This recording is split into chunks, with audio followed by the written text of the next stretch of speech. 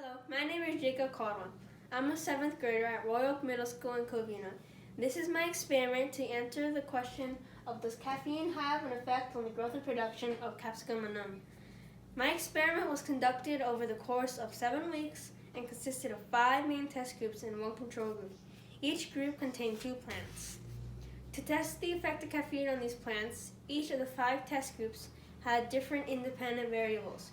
Group 1 had crushed caffeine tablets mixed into the soil. Group 2 had used caffeinated coffee grounds. Group 3 had unused caffeinated coffee grounds. Group 4 had used decaffeinated coffee grounds. Group 5 had unused decaffeinated coffee grounds. And Group 6 was the control or unaffected group with no additives in the soil. The plants were watered regularly and received the same amount of sunlight each day. They were measured and observed each week to document their growth and production.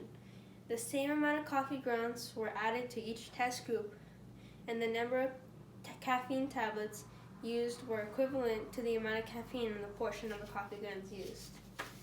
My hypothesis in the beginning was that the caffeine would have a negative effect on the plants based on previous experiments on the subject done by others.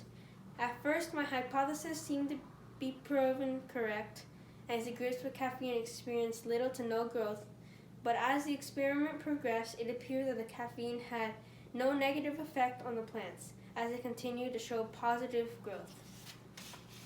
Evidence for this was the fact that after 7 weeks, there was no decrease in growth in the caffeine tablet group. However, the group with the greatest increase appeared to be the group that used decaffeinated coffee grounds in the soil.